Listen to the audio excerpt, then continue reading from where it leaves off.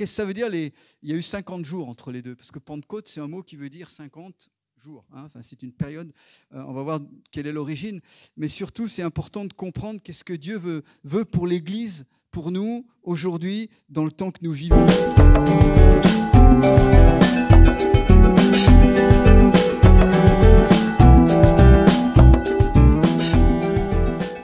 Alors, il est dit que Jésus, après sa résurrection, vous avez le texte dans le livre des Actes qui s'affiche, il est dit qu'après que Jésus eut souffert, donc la Pâque, la mort et la résurrection, je vais y revenir tout à l'heure, il leur apparut vivant, donc à ses disciples. Et il en donna plusieurs preuves. Il se montra à eux pendant 40 jours. Et il parlait des choses qui concernent le royaume de Dieu. Je m'arrête là pour l'instant. Vous avez remarqué ici, donc, on est après la résurrection de Jésus. Et on nous donne un délai là, de 40 jours. On nous dit que Jésus est apparu. Il n'est pas apparu à tout le monde. Il n'est pas apparu en grand spectacle à Jérusalem ou ailleurs. Il est apparu vraiment à ses disciples, à ceux qu'il avait choisis. Là, on voit qu'il est apparu aux 12, il est apparu à 2 disciples qui marchaient sur le chemin d'Emmaüs. Un autre texte nous dit qu'il est apparu à 500 personnes à la fois, mais on n'en sait pas beaucoup. Mais ce qui est d'abord intéressant, c'est que pendant ces 40 jours, de quoi a-t-il parlé avec eux? Il est dit qu'il a parlé avec eux des choses qui concernent le royaume de Dieu. Imaginez que quelqu'un vous dise ce matin, tu n'as plus que 40 jours à vivre. Ça va? Je pense que vous allez bien utiliser les 40 jours qui restent. Vrai, non? Vous allez faire des choses essentielles. Vous n'allez pas vous encombrer et vous allez voir les jours s'égrener. Plus vous vous rapprochez du terme, plus vous allez dire, il faut que je fasse les choses essentielles. Il faut que je voie les personnes essentielles. Il faut peut-être que je transmette des messages importants à des personnes clés parce que, passé les 40 jours, ça sera fini. Il n'y aura plus rien. Donc, je pense que dans les 40 jours qui lui restaient sur la terre, Jésus a concentré son temps sur l'essentiel. C'est pour ça qu'il s'est concentré sur les disciples. Et puis, il leur a parlé du royaume de Dieu. Je vous rappelle que le message central de l'Évangile, c'est le royaume de Dieu qui est venu au milieu de nous. Quand Jésus a commencé son ministère, donc sa partie publique, il avait 30 ans, il nous a dit, et son message, c'était « Le royaume de Dieu, c'est... » approchez de vous. J'aimerais vraiment insister sur cette première chose. Vous voyez, Jésus ne leur a même pas parlé de l'Église pendant les 40 jours. On nous donne pas le détail. Il n'a pas parlé de choses d'organisation, etc. Il a parlé du royaume qui est là et du royaume qui vient. Mais quand Jésus est venu sur la terre il y a 2000 ans, c'est comme si une partie du royaume céleste, invisible, s'est incarnée. Et au travers de lui, au travers de sa vie, de son message, au travers de ses actions, de ses miracles, de ses guérisons, et puis de sa mort et de sa résurrection, réellement, le royaume invisible a fait irruption dans le royaume visible. Amen. Et il est venu amener quelque chose de nouveau. Il n'est pas venu pour retoucher les choses de la société qui allaient mal, etc. Il est venu, il a dit non, c'est un autre royaume dont vous avez besoin. Il a dit d'ailleurs, si quelqu'un veut entrer dans le royaume de Dieu, il faut qu'il naisse une deuxième fois. Il faut qu'il naisse d'en haut. Il faut qu'il naisse spirituellement. Donc, on parle bien ici de choses spirituellement. Le royaume invisible a fait irruption dans le monde visible. Et ça s'est manifesté par des guérisons, par des démons chassés, par des gens dont la vie a été transformée, pardonnée, restaurée. Amen. Et puis Jésus va remonter, on va en parler. Et puis, mais il a laissé une mission. Aujourd'hui, le royaume de Dieu, le royaume du ciel, continue à agir au milieu des hommes. Et ce royaume, c'est quoi? C'est qui? C'est comment? C'est vous et moi, quand nous sommes remplis de l'esprit, transformés par Dieu pour vivre au milieu de ce monde. Et ce que Jésus a commencé, l'Église le poursuit. Les chrétiens dans ce monde, depuis 2000 ans, poursuivent ce que Jésus a inauguré il y a 2000 ans en arrière. Et ce royaume avance. Ce royaume grandit, quoi qu'on en dise. Amen. Ce royaume, il va sur toutes les régions de la terre. Il y a 3 semaines avec Marina, donc on était au Togo. Je pense que vous avez été au courant. Je voudrais d'ailleurs vous remercier parce que l'Église a contribué. Vous avez rempli une valise d'un tas de matériel, hein, de cahiers, de stylos, de brosses à dents, de trucs. Tout ça, ça a été distribué donc par elle, hein, quand elle était dans la ville de Sokodé, là au nord. Ah, mais on a travaillé, on était dans un endroit, figurez-vous, on était au nord du Togo, donc à 500 km en haut de la capitale, près de la région du Burkina, dans un endroit où il y a des villages qui n'ont jamais entendu l'évangile. Je discutais avec un responsable d'église qui travaille de l'autre côté de la frontière, au Bénin, c'est le pays voisin, mais c'est les mêmes peuples, c'est les mêmes tribus. Il me disait, mais lui a implanté des églises, une quinzaine d'églises, qui supervise maintenant depuis ces dernières années. Et il me disait, on a des gens qui sont prêts à aller dans des villages. Mais dans ces villages-là, il n'y a pas d'eau, il n'y a pas de puits.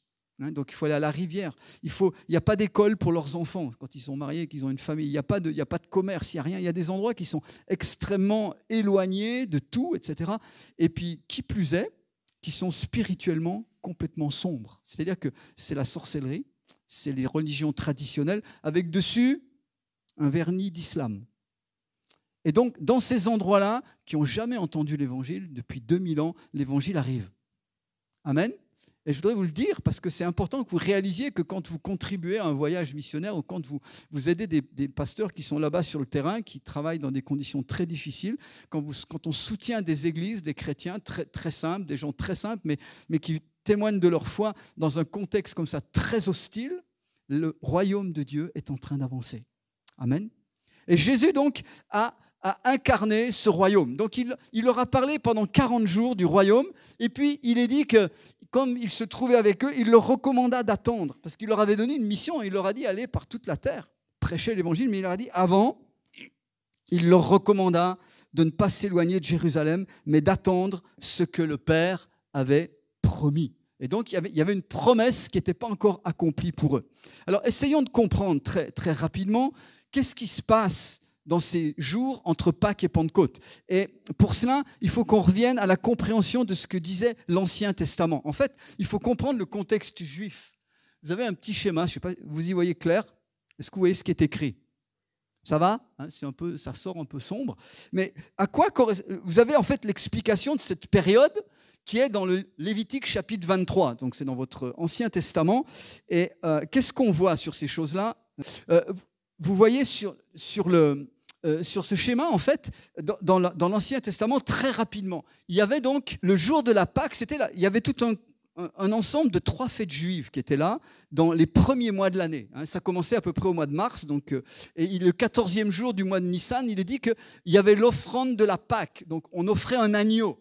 C'était le souvenir de la sortie d'Égypte. Donc c'était pour les Juifs, c'était l'acte fondateur de l'État d'Israël. La sortie de l'esclavage d'Égypte au temps de Moïse. Vous connaissez un peu tout ça, vous avez vu ça en film. Et donc c'était le Pessa, donc ce qui a donné la Pâque en français, c'était le soir où on offrait l'agneau. Et à ce moment-là, le jour de Pâques était là, c'était le 14e jour du mois. Et puis là, donc, le lendemain commençait une fête de 7 jours qu'on appelait la fête des pains sans levain. Et donc, ça durait 7 jours. Ils offraient des sacrifices et de l'offrande, donc du pain sans levain. Et au milieu de cette semaine-là, donc ça bougeait chaque année, il y avait un Shabbat, donc un samedi. Et le lendemain du Shabbat, il est dit dans Lévitique 23, 11, qu'il y avait une fête particulière. On était là au mois de mars-avril, donc ce n'est pas encore l'époque des récoltes, mais cependant, par anticipation, avec foi, on offrait ce jour-là ce qu'on appelait une gerbe des premiers épis. C'était les prémices. C'est ce qu'on appelle la fête des prémices. On offrait une gerbe, donc le lendemain du Shabbat, c'est-à-dire le lendemain du samedi, en clair, le dimanche, le premier jour de la semaine. Et donc, à partir de ce jour-là, on comptait 7 semaines, 7 fois 7, 49, et le 50e jour, donc on était passé avril, mai, et environ fin mai, ou au plus tard, première quinzaine de juin, on avait la fête de Shavuot, qui est la fête des moissons, et qui est la fête de Pentecôte. Donc vous voyez que nous, on appelle Pentecôte parce que ça vient du grec 50 jours. Ça va, vous me suivez encore ? Donc oui, il y avait 3 fêtes. Il y avait la Pâque, on va le voir, qui correspond à la mort de Jésus. Il y avait la gerbe des prémices, qui correspond à la résurrection, le 3e jour. Et puis une période de 50 jours, là, donc dans laquelle on entrait dans la moisson. Et là, le temps de Pentecôte, on vivait vraiment le temps de la moisson. C'était une fête, la fête de Pentecôte était une fête extrêmement joyeuse, une fête de reconnaissance à Dieu. Et pour les Juifs, c'était aussi, ça correspondait au don de la loi sur le mont Sinaï, quand Moïse a reçu la Torah, les 10 commandements et toutes les lois. Donc c'était une fête à la fois de la moisson et une fête de la parole de Dieu. La tradition juive disait que la nuit du 49e au 50e jour, les gens priaient la nuit et demandaient une révélation nouvelle dans la parole. C'était vraiment axé sur la parole de Dieu. Donc ça c'est ce qui se passait, et ce qui se passe encore d'une certaine manière parmi le peuple juif dans l'Ancienne Alliance. Et vous voyez qu'il y a une correspondance avec la Nouvelle Alliance. Donc on voit que la Pâque correspond, le moment de la Pâque où on offrait l'agneau correspond au moment où Jésus a donné sa vie sur la croix. Jésus est venu accomplir pleinement, on nous dit que, la Bible nous dit qu'il est l'agneau sans tache. Il est l'agneau parfait, offert en sacrifice, je le rappelle, pour nos péchés. Je rappelle que le sens de la Pâque, c'est important parce qu'on va aller là-dessus tout à l'heure, le sens de la Pâque, c'est que Jésus, Fils de Dieu, a pris la condition d'être humain. Il est venu, la Bible dit, comme un simple homme. Il s'est dépouillé de sa gloire. Et il est allé jusqu'au bout dans l'obéissance à Dieu. Ce que le premier homme n'avait pas été capable de faire, lui, il a fait jusqu'au bout. Je vous rappelle qu'au moment où il va mourir, dans la nuit de Gethsémané, la veille donc, de sa mort sur la croix, il a lutté dans le jardin, seul, dans la prière. Il a dit au Père, il a dit à son Père, il a dit « Si tu peux, éloigne de moi cette coupe ». Donc il y avait un combat terrible. Ne pensez pas que Jésus est allé en sifflant sur la croix. Il y a eu un combat terrible. Et sa victoire, elle n'a pas été remportée quand il est monté sur la croix. Sa victoire a été remportée la veille, la nuit, quand il a combattu seul, confronté à sa volonté humaine de ne pas souffrir, et confronté à la volonté de Dieu qui lui demandait de monter sur la croix. Parce que la Bible dit que lui qui est juste, lui qui est innocent, il a pris le châtiment pour nous qui sommes coupables. Ça, c'est l'Évangile. Amen. Donc Jésus a donné sa vie au moment où les Juifs offraient l'agneau de la Pâque. Et puis on le sait, le lendemain, la fête des pains sans levain a eu lieu, le Shabbat, et le 3e jour, Jésus est ressuscité. Amen. Ça n'a pas l'air de vous enthousiasmer, mais si Jésus était resté dans sa tombe, si Jésus était resté dans son tombeau, on n'aurait aucune assurance que son sacrifice a été agréé par le Père. Donc il fallait cette résurrection. Et on va le voir, elle a beaucoup de sens. Et donc Jésus, on pense souvent que la Pâque que nous fêtons aujourd'hui, c'est le souvenir de la mort de Jésus. Permettez-moi de vous le dire, ce n'est pas ça. Dans la réalité, quand nous fêtons la résurrection, ça correspond à la fête de l'offrande de la gerbe qu'on a vue dans l'Ancien Testament, la gerbe des prémices. D'ailleurs, le Nouveau Testament, l'Épître aux Romains nous dit que Christ est ressuscité comme les prémices, qui annoncent notre propre résurrection future. Amen. Donc Jésus accomplit dans sa mort et sa résurrection les 3 fêtes. Il est l'agneau parfait qui a accompli la fête de Pâques. La Bible dit qu'il était comme les pains sans levain, sans péché, sans amertume. Donc il a accompli l'offrande des pains sans levain qui avait lieu le lendemain, et par sa résurrection, il accomplit la fête des prémices. Amen. Et le Nouveau Testament, vient de le dire, nous parle d'une période de 40 jours jusqu'à l'ascension. Il faut reconnaître que dans le monde, je ne sais pas quel est votre arrière-plan, mais dans le monde évangélique, on parle très peu de l'ascension. C'est juste intéressant parce que c'est un jeudi, ça nous fait l'occasion de faire le pont. Mais est-ce qu'on a compris le sens de ce que vraiment représente pour nous l'ascension de Jésus ? Il est retourné dans la gloire. On va le lire tout à l'heure. Il est au-dessus de tout. Il est retourné dans la gloire. Et donc, il y a eu ces 40 jours dont nous parle le Nouveau Testament. Et puis, il a dit à ses disciples, attendez. Et ils ont attendu 10 jours de plus. Donc, pour arriver au jour de la Pentecôte, et nous le savons, donc nous fêterons ça la semaine prochaine. Vous savez que le jour de la Pentecôte, c'est le jour où le Seigneur a déversé le Saint-Esprit en plénitude sur les premiers croyants. Ça va ? Donc une fête du ciel ouvert. La Pentecôte, qui est donc, je rappelle, dans l'Ancienne Alliance, c'était une fête de moisson, une fête de joie, une fête axée sur la parole. Elle est aussi pour nous aujourd'hui la fête, un temps où non seulement on se souvient que le Saint-Esprit est descendu, mais surtout on veut que le Saint-Esprit descende sur nous. Et ce matin, l'objet de mon message, c'est de réellement nous recentrer sur le rôle du Saint-Esprit dans notre vie. Mais pour bien comprendre pourquoi le Saint-Esprit est venu, il faut comprendre ce qui s'est passé avant. Le Saint-Esprit ne pouvait pas venir avant que Jésus meure et ressuscite. Le Saint-Esprit ne pouvait pas être déversé avant que Jésus soit élevé à la droite de son Père, dans la gloire, dans le règne, pour que maintenant, le Père et le Fils puissent envoyer sur nous le Saint-Esprit. Est-ce que vous me suivez toujours ?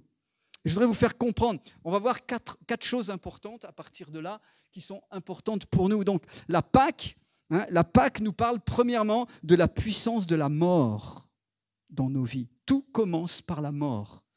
Il est dit que c'était le temps choisi pour marquer la délivrance du peuple d'Israël. Donc, c'est le temps du sacrifice de l'agneau.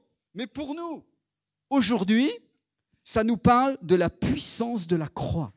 Je veux dire que le fondement de la vie chrétienne, moi je ne vous connais pas, très peu, en tout cas parmi nous ce matin, je ne sais pas si tout le monde ici a déjà donné sa vie à Jésus, si tout le monde est déjà engagé dans le baptême ou pas, peut-être nouveau baptisé, peut-être baptisé depuis très très longtemps, mais toujours est-il que quel que soit notre stade, quelle que soit notre évolution dans la vie chrétienne, tout est centré, tout passe, tout démarre par la croix.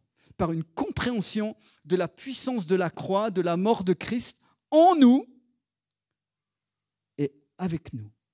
Et ça, donc, nous sommes morts en Christ et nous sommes morts avec lui. Paul dira, par exemple, dans l'épître aux Galates, il dit « J'ai été crucifié avec Christ ». Vous irez voir Galates 2, verset 20. Il dit « J'ai été crucifié avec Christ. Et ce n'est plus moi qui vis, c'est Christ qui vit en moi. Donc, pour que Christ vive en moi, il faut d'abord que moi, j'accepte de mourir. Et voyez-vous, on est dans un temps où, et on verra plus loin, mais on est dans un temps, mais de tout temps, on préfère quand même la résurrection à la mort. Je ne sais pas comment vous êtes, vous, mais moi, je préfère revivre que passer par la mort. Mais on ne peut vivre la résurrection pleinement que si on a accepté d'abord de mourir avec lui. Est-ce que vous me suivez ? Paul dit, je crois que je l'ai affiché après, il dit dans 1 Corinthiens, au premier chapitre, il dit « Les Juifs demandent des miracles.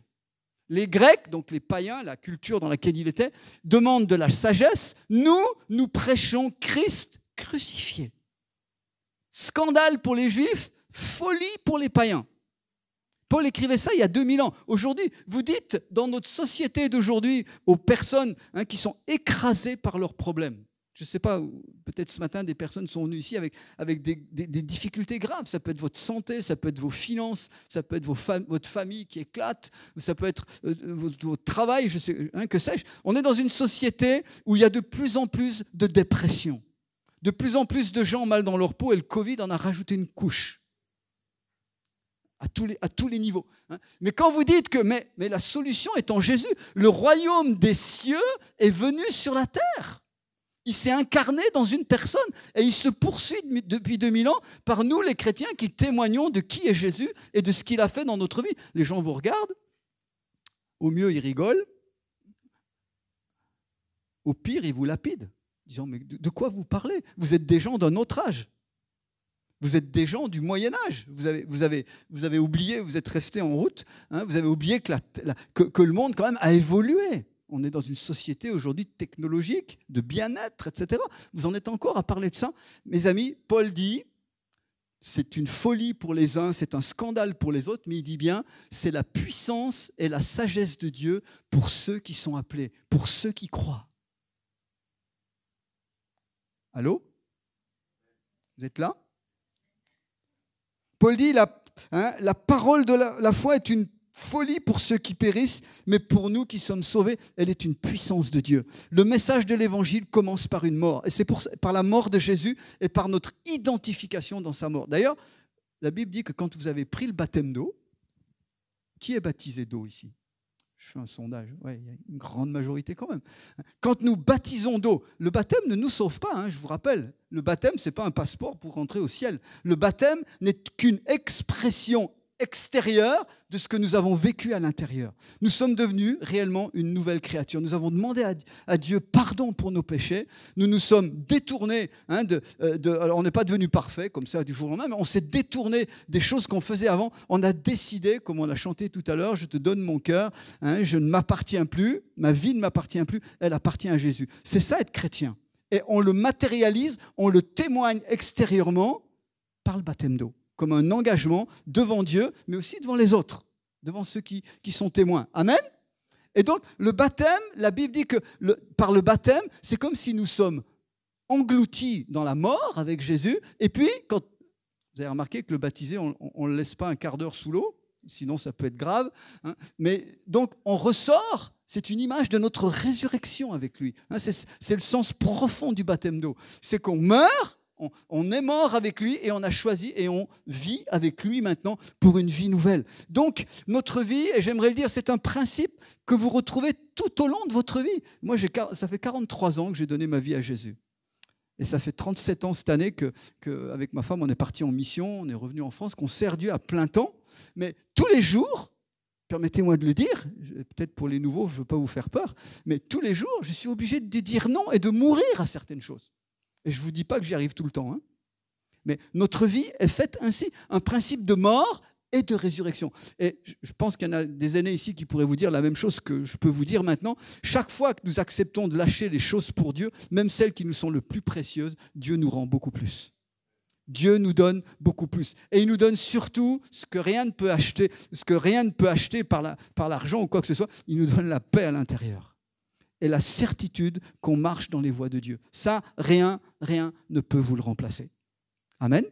Donc, la mort de Jésus nous rappelle, donc la mort et la Pâque nous rappellent que nous sommes aussi morts avec lui et que nous devons choisir de vivre, non plus pour nous, non plus pour les intérêts des choses qui sont autour de nous, mais nous vivons pour lui.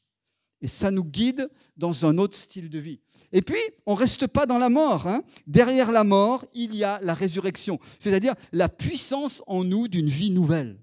Un chrétien, un enfant de Dieu, c'est quelqu'un qui a en lui cette puissance de la vie nouvelle, de la vie de résurrection de Jésus, qui se manifeste aussi bien dans notre santé, dans notre corps, que surtout dans notre esprit. Donc, et ça veut dire que nous marchons, dit la Bible, en nouveauté de vie. Nous marchons avec un style de pensée nouvelle, avec une vision du monde, une vision de la réussite, si vous me permettez de dire comme ça, des notions de réussir sa vie qui n'ont plus rien à voir avec les normes d'ici-bas. Ça, c'est la puissance de vie de la résurrection. Il est dit que Dieu, c'est Pierre qui dit ça le jour de la Pentecôte, il dit que Dieu a ressuscité Jésus d'entre les morts, il l'a délivré des liens de la mort, parce qu'il n'était pas possible qu'il soit retenu par elle. Amen. Donc la résurrection de Jésus, en laquelle je crois profondément, en laquelle notre foi chrétienne est basée.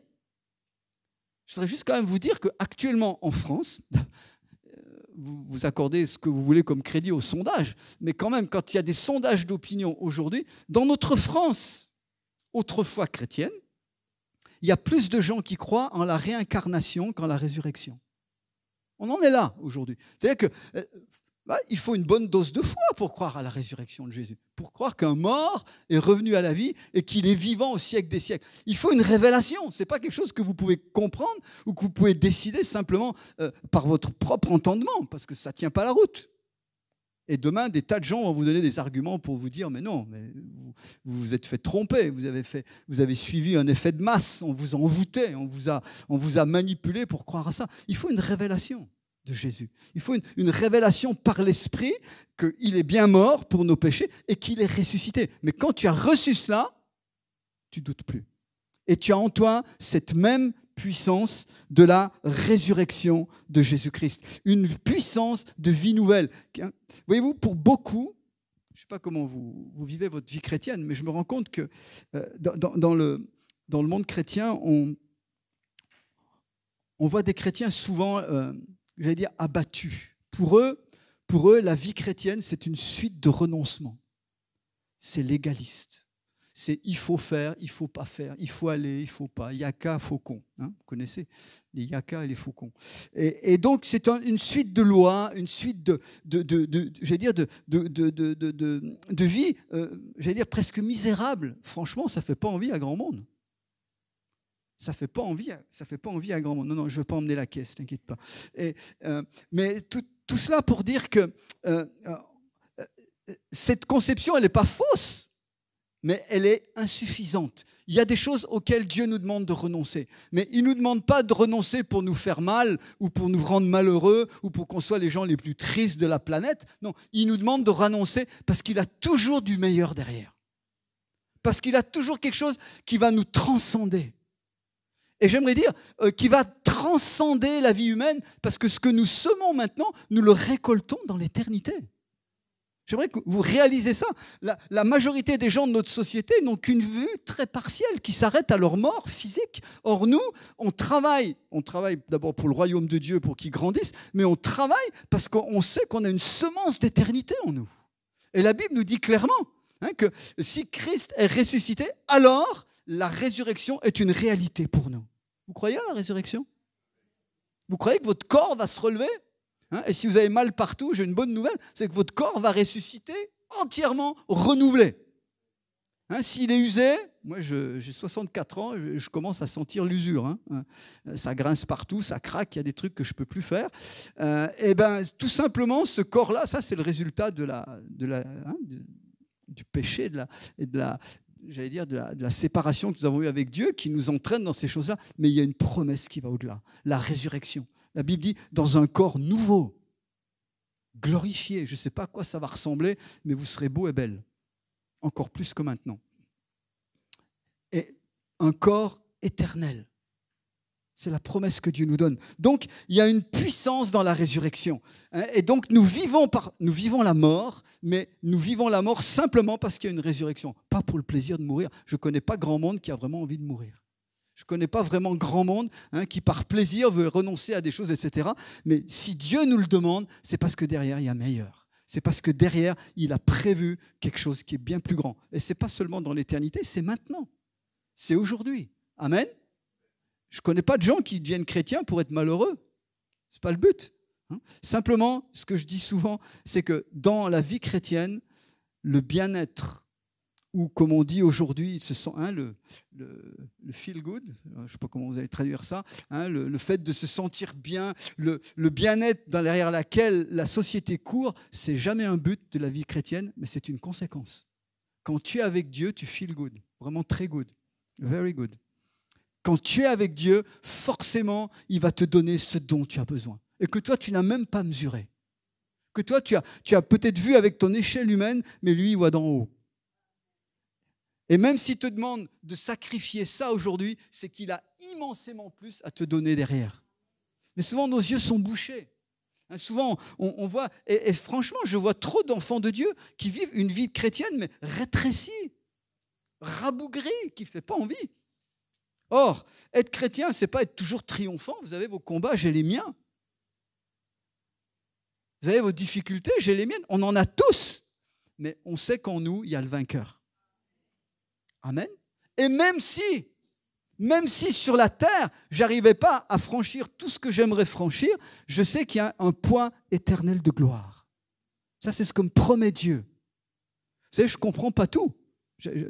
Et en tant qu'enfant de Dieu, il y a des choses qui se passent dans nos vies, des fois autour de nous. Il y a des morts violentes, il y a des choses, ces derniers temps, des trucs qui se sont passés, y compris dans des familles chrétiennes. J'ai du mal à comprendre. Mais d'un côté, ça ne me révolte nullement contre Dieu. Deuxièmement, je me dis, Seigneur, tu as des choses à nous apprendre au travers de ça.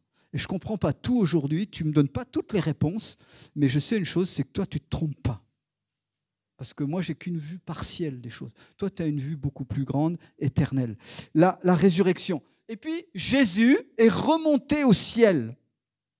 Et j'ai marqué ici, pour nous aujourd'hui, nous devons expérimenter la puissance de Christ ressuscité, élevé et glorifié. Et je pense qu'on n'a peut-être pas toujours conscience de ce que ça veut dire. Regardez dans Éphésiens 1, c'est une prière. Paul prie Il dit que Dieu illumine les yeux spirituels des croyants pour qu'ils connaissent quelle est l'infinie grandeur de la puissance de Dieu, qui se manifeste avec efficacité par la vertu de sa force.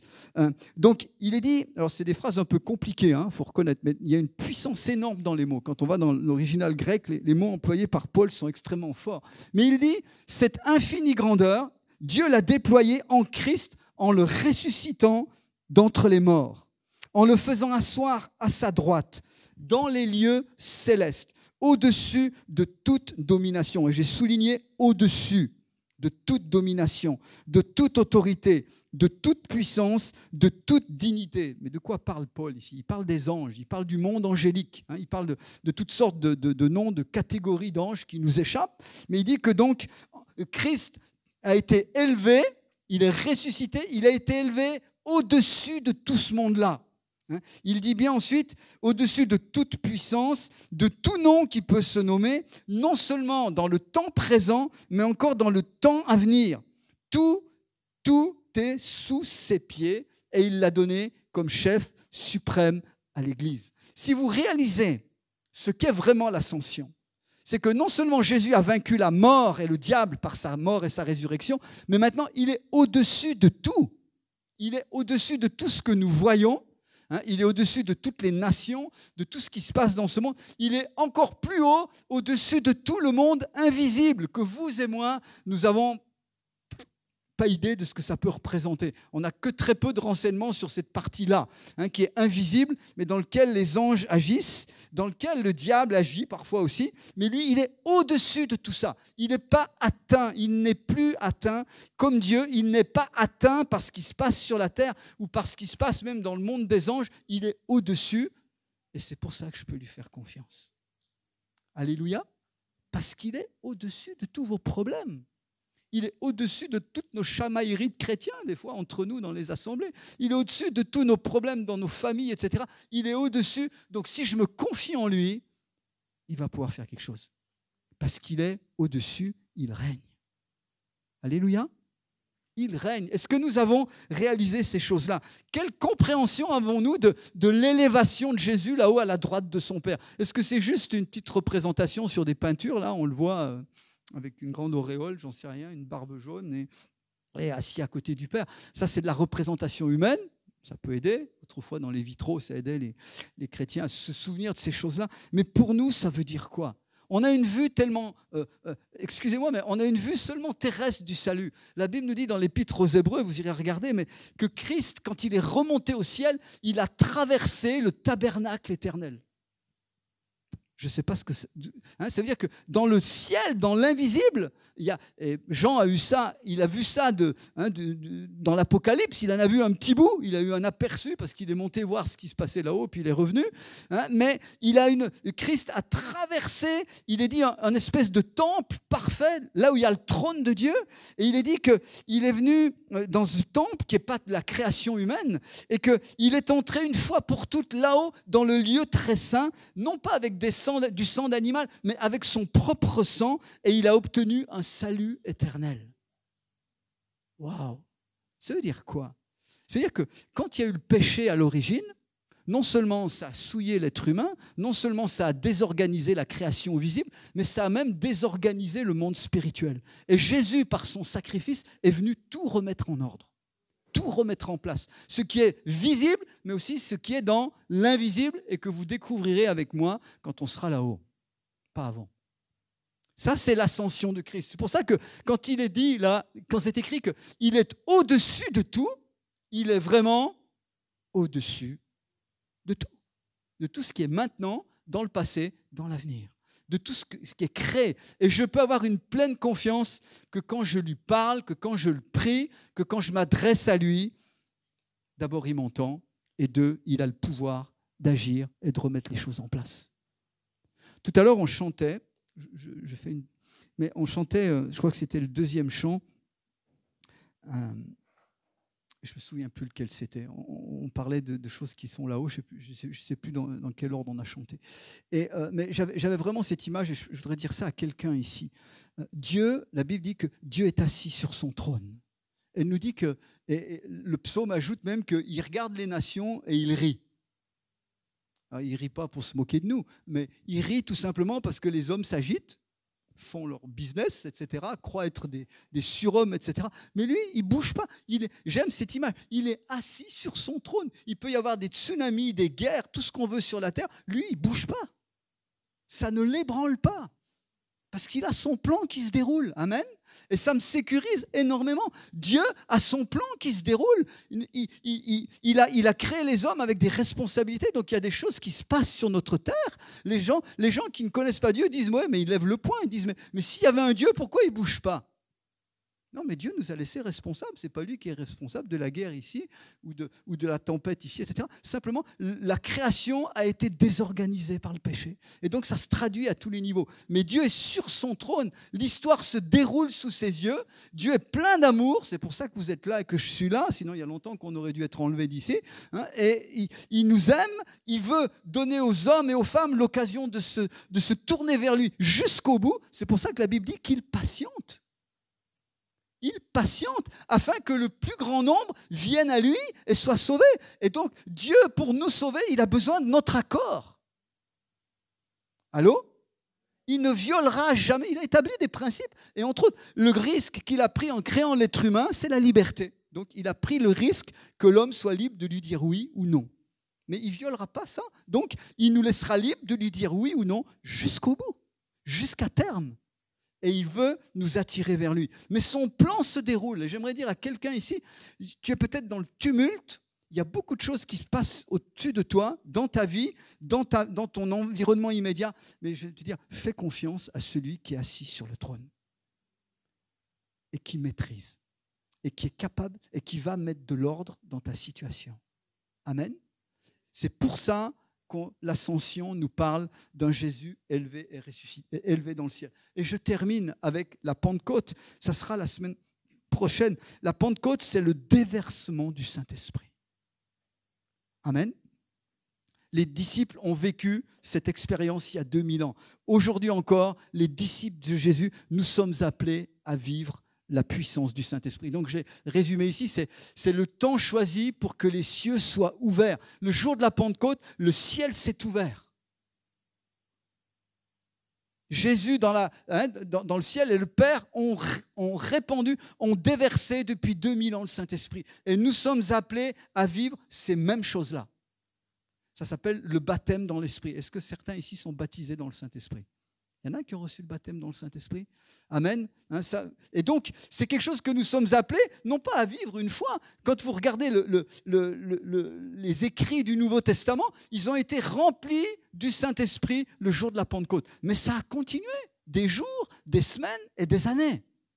Et quand ils étaient un peu raplapla, le Saint-Esprit les remplissait de nouveau, une nouvelle fois. Ça, c'est le but de Dieu, que nous vivions cette dispensation, ce temps du Saint-Esprit. Donc, ça, chez les Juifs, ça rappelait la bénédiction, la provision de Dieu, ça rappelait la révélation surnaturelle de la loi, toujours, et en plus, le déversement du Saint-Esprit. J'aimerais vous dire, on est dans ce temps, chaque année, on est là entre Pâques et Pentecôte. Est-ce que nous attendons un déversement de l'Esprit de Dieu?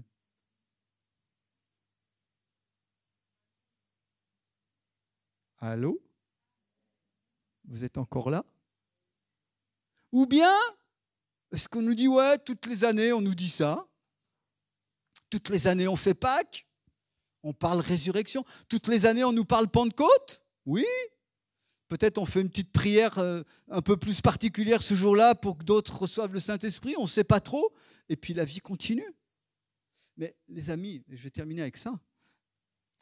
La vie sans l'Esprit n'est pas une vie chrétienne. Ce qui fait la puissance d'une vie chrétienne, c'est la présence du Saint-Esprit en nous. Sinon, c'est de la religion, excusez-moi du terme, mais c'est purement religieux, mais ça vous emmènera nulle part.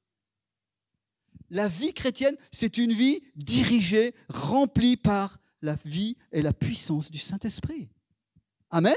Et ça ne nous dispense pas d'organiser nos vies. Parce qu'il y a des gens parfois qui disent « il suffit que le Saint-Esprit fasse et ils ne font plus rien ».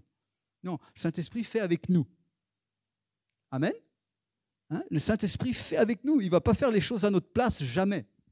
mais il veut nous remplir pour nous rendre capables de faire ses œuvres à lui, pas les nôtres, d'agir comme lui veut, d'agir comme lui a prévu que nous soyons dans ce monde.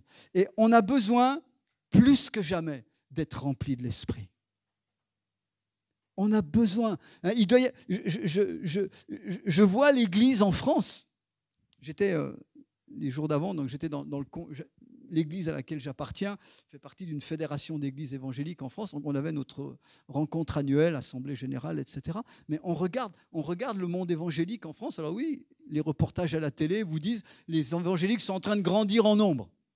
Alléluia, merci Seigneur. Mais on est quoi? On est 1 million en France. On est 1,5% maximum. Or, il y a 36% de Français qui se disent athées ou agnostiques, c'est-à-dire sans religion, qui ne veulent pas entendre parler de Dieu. Vous avez entre 10 et 15% de gens qui sont musulmans, et puis on peut continuer, etc. Donc, je veux dire, on est dans une société où Dieu n'a plus beaucoup de place, où la foi en Christ n'a plus beaucoup de place. Si nous ne sommes pas remplis du Saint-Esprit, comment allons-nous tenir? 2, comment allons-nous annoncer un royaume qui doit venir? Comment allons-nous faire grandir ce royaume? Donc, on a besoin de vivre cette réalité du Saint-Esprit. Tout au long de l'histoire de l'Église, il y a eu ce qu'on appelle des périodes de réveil spirituel. Amen. Comme il y a eu à la Pentecôte. Il est dit qu'à la Pentecôte, l'Esprit, ils étaient 120. L'Esprit est descendu sur les 120. Ils parlaient tous en langue. Ils se sont mis à prophétiser. Mais surtout, ils sont devenus des témoins courageux, puissants. Je vous rappelle que quand ils se sont levés pour prêcher le jour de la Pentecôte, on aurait pu les mettre en prison le jour même. Mais parce qu'ils étaient remplis du Saint-Esprit, non seulement on ne les a pas touchés, mais il y a eu 3000 personnes qui ont été baptisées le soir même.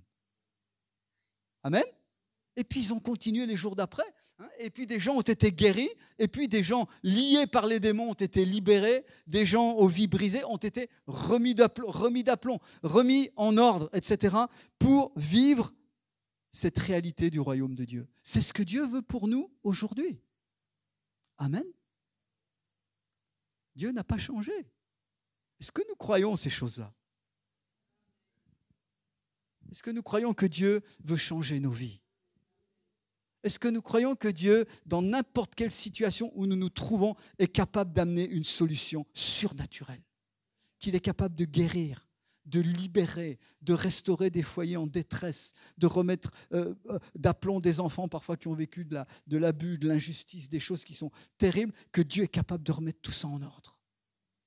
Et pas seulement à l'autre bout de la terre, pas seulement à l'autre bout du globe, mais chez nous, ici, en France. Allô? Les amis, c'est pour nous. C'est ça l'évangile que Jésus veut pour nous. C'est ça qu'il veut nous, c'est de ça qu'il veut nous remplir. Alors, je crois que je l'ai écrit ici. Voilà, vous recevrez une puissance. Vous serez mes témoins. Donc, on peut attendre la semaine prochaine, parce qu'on dit, c'est le jour J, c'est Pentecôte. Mais est-ce que, franchement, vous pensez que le Seigneur répand le Saint-Esprit un jour par an? Et que si ce jour-là, vous n'êtes pas au rendez-vous, vous êtes foutu, il faut attendre 365 jours? Mais c'est pour tous les jours. C'est pour maintenant. Alléluia. C'est la promesse de Dieu. J'aimerais vraiment, je parle, même en tant que chrétien, même quand on a marché de longues années, je regarde, je dis, mais il y a tellement de choses que je fais par moi-même, au lieu de laisser, au lieu de demander parfois, au lieu de laisser l'Esprit vraiment diriger pleinement comme il veut. Mais quand je vois comment Dieu fait, quand c'est vraiment lui qui dirige, mais c'est époustouflant. Dieu nous surprend à chaque moment, chaque jour. Il a des choses pour nous qu'il veut répandre dans nos vies. Alors, j'ai parlé de la puissance de la croix, parce qu'il y a un ordre dans tout ça. On ne peut pas vivre la puissance du Saint-Esprit si on n'a pas vécu les 3 premières. Et c'est ça souvent qu'il y a de l'illusion dans le monde chrétien. C'est qu'on doit d'abord vivre la puissance de la croix. Mort avec Christ. Puis la résurrection, ressuscité avec Christ.